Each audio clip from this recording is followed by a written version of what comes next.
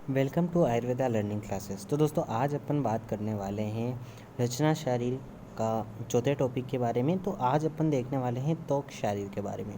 देखो त्वक शरीर के बारे में देखेंगे, मतलब कि स्किन के बारे में अपन आयुर्वेदा में क्या कह रहा है वो अपन इस वीडियो में डिस्कस करने वाले हैं। प्रॉपरली आपने स्किन जो मॉडर्न में पढ़ाऊँगा आपको वहाँ पर अलग बताई जाएगी जो कि मॉडर्न के अनुसार हो, है ना। एपिडर्मिस, हाइपोडर्मिस, एपिडर्मिस के 5 पार्ट बताऊंगा। लेकिन अपना आयुर्वेद में क्या अलग था, क्या आयुर्वेद ने माना था स्किन के बारे में, तो यदि वो अपन डिस्कस करें। देखो सबसे पहले तो इसकी परिभाषा क्या है। तो संपूर्ण शरीर में अंग प्रत्यंगों को बाहर से आवृत करती है, पूरी तरह ढकती है। अंग प्रत्यंगों को कौन ढकती है? त्वचा ढकती है ना, स्किन ढकती है। और जो सर्वप्रथम दिखाई देने वाला जो ऑर्गन होता है ना, ऑर्गन ही तो है, सबसे बड़ा ऑर्गन कौन सा है? स्किन है। और सबसे प्रथम दिखाई देने वाला ऑर्गन भी त्वचा ही है। ठीक है, ये पॉइंट हो गया। स्पर्श इंद्रिय का अधिष्ठान होती है कि नहीं होती है? पता है अपने को। स्पर्शन श्वेत व श्रोतश लोमकूपों का आश्रय यहाँ पर ही होता है ना। और यह स्पर्श का ज्ञान कराने वाली होती है। तो ये टॉपिक आपको पता होना चाहिए। स्पर्श का ज्ञान करवाने वाली होती है, इसलिए स्पर्श इंद्रिय का अधिष्ठान हो गया। श्वेत व श्रोतश लोमकूपों का आश्रय हो गया। और संपूर्ण शरीर में अंग प्रत्यंगों को बाहर से कवर करने वाली होती है।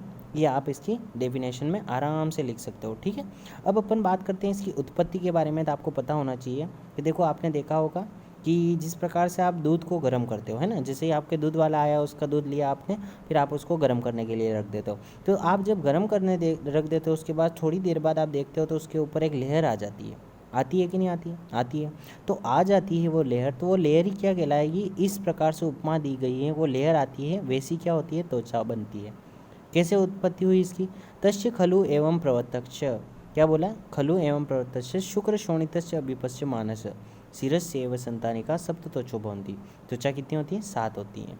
जिस प्रकार से दूध पर क्या आ जाती है? मलाई आ जाती है, उसी प्रकार शुक्र और शोणित के मिलने से क्या प्रवृत्त होती है? खलु मतलब कि त्वचा प्रवृत्त होती है।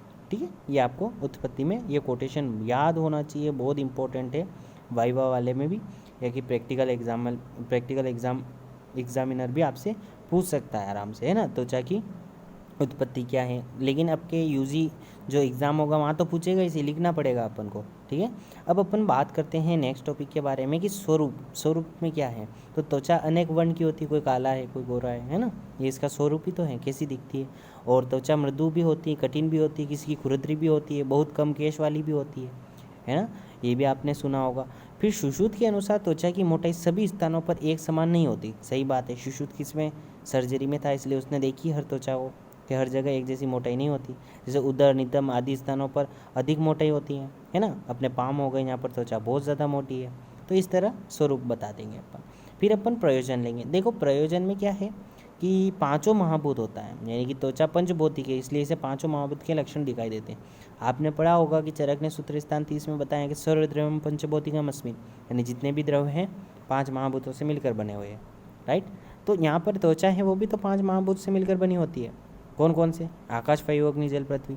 लेकिन मेन महाभूत कौन सा होगा आपको पता होना चाहिए। वायु महाभूत है। वायु महाभूत की अधिकता के कारण ही त्वचा में स्पर्श का ज्ञान होता है। ठीक है, अग्नि भी होती है जो कि प्रभाव करती है। आकाश भी होता है जो अनगिनत छिद्र लोमकूप होते हैं ना। देखो 2 चीज़ आपको यहाँ सीखने को मिलती है। एक तो होता है लोमकूप। लोम क्या होते हैं? जो छिद्र होते हैं उनको। और रोम क्या है? जो इसमें हेयर निकला होता है ना, वो हेयर कहलाता है रोम, है ना। तो रोम और लोम में अंतर आपको पता हो गया। फिर बात करते हैं जल। तो रस, रक्त, वाहिनियाँ जो भी है वो जल महाभूत की। पृथ्वी की बात करें तो जो जर्म, केल, लोम, है ना, ये हो गए। तो यहाँ पर आपको प्रयोजन बता दिया। अब अपन बात करेंगे इसकी मोटाई के बारे में। तो मोटाई के बारे में क्या बताया सुश्रुत ने शारीरिक स्थान में कि सप्त यानी 7 त्वचा का जो प्रमाण है उनकी मोटाई का वर्णन किया गया है केवल मांसल स्थानों पर ही। जहाँ पर मसल्स है ना उसके ऊपर जो त्वचाएं हैं वहाँ पर 7 त्वचा की मोटाई जो बता रखी वही है। लेकिन ललाट, फोरहेड हो गया, छोटी अंगुलियाँ हो गई जैसे लिटिल फिंगर, इन पर जो त्वचाएं आवृत रहती हैं उसके लिए नहीं। क्यों? क्योंकि उनमें त्वचाएं क्या होती? पतली होती। अपन जानते हैं चीज़। भ्री का अर्थ है चावल, है ना। यहाँ पर भ्री प्रमाण आएगा तो चावल होता है। अंगूठे के मध्य भाग का प्रमाण 6 भ्री के बराबर होता है ना। 6 भ्री के बराबर ही तो होता है अंगूठे के मध्य का जो प्रमाण है। जैसे अंगूठा हो गया, अब इसके बीच में जो ये हो गया है ना, ये वाला मध्य भाग, तो ये 6 भ्री के बराबर होता है। प्रत्येक भ्री में 20 भाग होते हैं, ऐसा सुश्रुत के अनुसार प्रमाण में बताया गया है। उसने 20 भाग में 18 भाग जितनी मोटाई त्वचा की बताई है, जैसे कि अपन आगे देखेंगे। ठीक है। तो ये यहाँ तक अपन ने देखा। अब अपन चलते हैं त्वचा के बारे में बार बार कर रहे थे, इसके कार्य भी देख लेते हैं। तो कार्य क्या है, अंग प्रत्यंगों को सुरक्षा देने का काम करती हैं, स्पर्श का ज्ञान करवाती है, शोषण करने का यानी कि असंख्य छिद्र द्वारा अंतग्रहण करती हैं, स्त्रवण कराने का काम करती है, निःसरण करवाने का काम, शरीर को रक्षा करने का काम करती है ना। अब देखो अपन भेद देखते हैं। तो सबसे पहले अपन सुश्रुत के भेद देखेंगे, चरक की भी बात करेंगे। तो देखो सुश्रुत ने कितने बताए, 7 भेद बताए। कितने बताए, 7 बताए, जबकि चरक ने 6 भेद बताए। चरक ने ऐसे नहीं बताया कि हर एक का अलग अलग नाम, उसने तो क्या अधिष्ठान बता दिया डिजीज का, उसके नाम से ही क्या बना दी, त्वचा का टाइप बना दिया, है ना। लेकिन देखो अब यहाँ पर कैसे याद रखोगे आप, इस ट्रिक से आराम से याद हो जाएगा आपको, क्या, त्वचाओं के नाम, कि आलो श्वेता वेरोमा, क्या हो ना, आलो श्वेता वेरोमा। तो पहले आपको क्या है, त्वचा को एटलीस्ट नाम तो पता हो। तो देखो फर्स्ट है त्वचा, अभासिनी, लोहिता, श्वेता, ताम्रा, वेदिनी, रोहिणी, मांसधरा। अब इनको कैसे याद रखोगे आप, आलो श्वेता वेरोमा, अ से क्या हो गया अभासिनी, लो से लोहिता, से श्वेता से श्वेता, ता से ताम्रा, वेदिनी, रोहिणी और मांसधरा, ये 7 प्रकार की होगी। तो आलो श्वेता वेरोमा क्या होगी, यहाँ पर सुश्रुत के अनुसार त्वचा होगी। अब अपन 1 बाय 1 देखते हैं। तो यहाँ पर आपको प्रमाण भी ऐसे ही याद रखना। तो देखो यहाँ पर मैंने ट्रिक लिख रखी है, आलो से आ से अभासिनी, लो से लोहिता, श्वेता, ताम्रा, है ना, इस तरह वेदिनी, रोहिणी और मांसधरा। तो देखो यहाँ पर क्या है, 1/18 चलेगा, फिर 1/16 आएगा, बट 1/14 नहीं आएगा, है ना। 1 बाई क्या आ जाएगा, 12 आ जाएगा डायरेक्ट। फिर 1/8 आया, 1/5 आएगा, 1 आएगा और 2 आएगा। इसी टाइप से इनका ब्री का प्रमाण आपको ऐसे क्रम में याद रखना। देखो सर्वप्रथम जो अभासिनी उसका प्रमाण कितना है, 1/18, है ना। लोहिता है उसका कितना बता रहा, 1/16, और श्वेता है उसका कितना बता रहा, 1/12, और ताम्रा है 1/8 बता रहा है, वेदिनी का 1/5, फिर रोहिणी का 1 और मांसधरा का 2 ब्री, है ना। ये ब्री मतलब कि जो चावल होता है उसकी मोटाई के बरोबर, ठीक है। तो अभासिनी में कितना प्रमाण बता दिया, 1/18। अधिष्ठान क्या होता है, देखो इसमें अधिष्ठान रोग का बताना है ना। इसमें कौन कौन सा अधिष्ठान होते हैं, तो ये आपको मैं बताऊं। तो देखो यहाँ पर क्या बता रहा, सिद्म और पद्म कंटक आदि रोग का अधिष्ठान कौन सी है, तो ये पीजी में पूछता है, आपको याद होना चाहिए। सिद्म और पद्म कंटक 2 डिजीज़ होती हैं, उसका जो स्थान है वो अभासिनी में आश्रित रहते हैं। तो सिद्म पद्म कंटक याद रखना, क्या बोला मैंने, सिद्म पद्म कंटक का रोग का अधिष्ठान क्या होता है, अभासिनी होती है, और ये बाहर की साइड होती है, इसलिए सभी वर्णों को प्रकाशित करने का काम भी यही करती है। 5 प्रकार की छाया आपने पढ़ी होगी, है ना। 5 महाभूत की वजह से 5 प्रकार की छाया होती है, वो भी प्रकट करने का अभासिनी करती है। और कौन से रोग बताएं, सिद्म और पद्म कंटक बता दिए मैंने आपको, है ना, ये याद रखना। फिर अपन बात करते हैं लोहिता की। तो लोहिता की बात करें तो 1/16 मैंने कहा था ना, कम करना है, 1/18 हो गया, 1/16 होगा। अब ये कौन कौन सा रोग बता रहा है, तिलकालक, न्यच, व्यंग। यहाँ पर क्या था, सिद्म पद्म कंटक, यहाँ पर क्या है, तिलकालक, न्यच, व्यंग हो गया, ठीक है। ये बात समझ में आ गई होगी। अब अपन बात करते हैं नेक्स्ट जो है श्वेता की। तो देखो श्वेता के बारे में क्या बोल रहा है यहाँ पर, तो श्वेता के बारे में देख लो, 1/12 तो इसका हो ही गया, 1/18 था, उसके बाद 1/16, देन 1/12, तो श्वेता का कितना हो गया, 1/16। रोग कौन कौन से बोल रहा है, चर्मदल और अजगली मशक। क्या बोला इसने श्वेता में, चर्मदल, अजगली और मशक, ये तीनों का अधिष्ठान कौन सी होती है, श्वेता। ये पीजी के क्वेश्चन है इंपॉर्टेंट, और आपको लिखना तो पड़ेगा ही सही, बहुत सिंपल माना जाता है, इतना टफ नहीं है ना। आप कुछ न्यूमोनिक बना के या कुछ भी देख के भी याद कर सकते हो। वैसे याद तो ऐसे ही करना पड़ेगा, या तो कोटेशन याद कर लो या फिर ऐसे याद कर लो। मशक, अजगली और चर्मदल का अधिष्ठान श्वेता होती है। कौन सी होती है, त्वचा, ठीक है।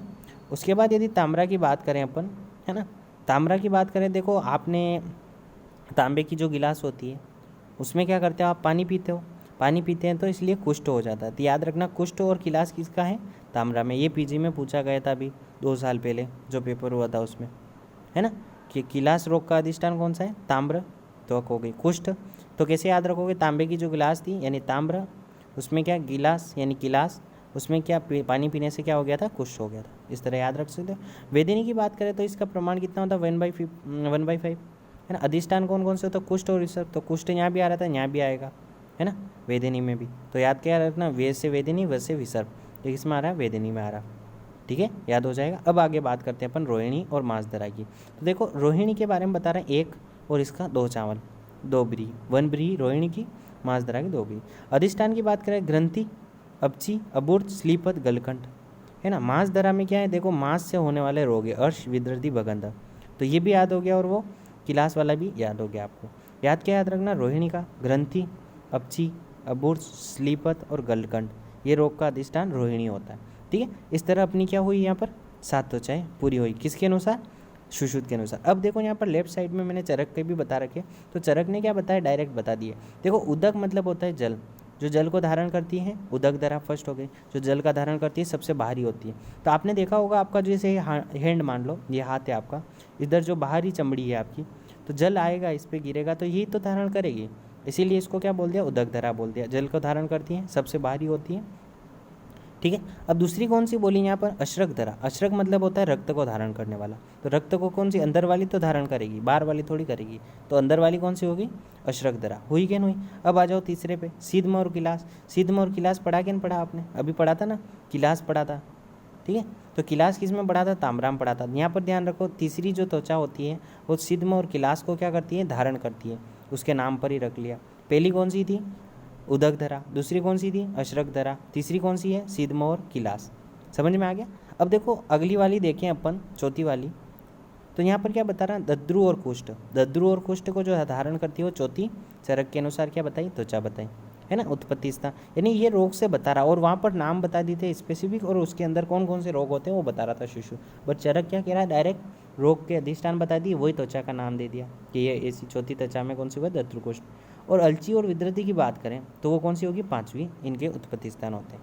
ठीक है, अब देखो लास्ट वाली जो छठी बताई उसमें क्या बोल रहा है कि छठी त्वचा, इसे काटने पर अंधेरा से छा जा सकता है। जैसे मान लो आपकी आँख है, आप देख रहे हो, और आपकी आँख को क्या करें हम, काट दें, बिल्कुल दिखे ही नहीं आपको, तो आपको दिखेगा क्या कुछ, तो इसी लाइक ऐसा ही कुछ होता है आपकी छठी त्वचा, इसे काटने पर अंधेरा से छा जा सकता है, अंधा हो जाता है आदमी, और अत्यंत फुंसियाँ जो होती है, एकिन होती है, पर्व उत्पन्न करने वाले, काली नाल स्थूल मूल वाली, है ना, फुंसिया को उत्पन्न करने वाले, मोटी बड़ी जितनी भी फुंसियाँ होती है ना, जो एकिन्स होते हैं उनको उत्पन्न करने वाली षष्ठी त्वचा होती है। तो यहाँ पर देखो चरक ने क्या बताया, डायरेक्ट किससे बताया, यहाँ पर रोग से बताया, है ना।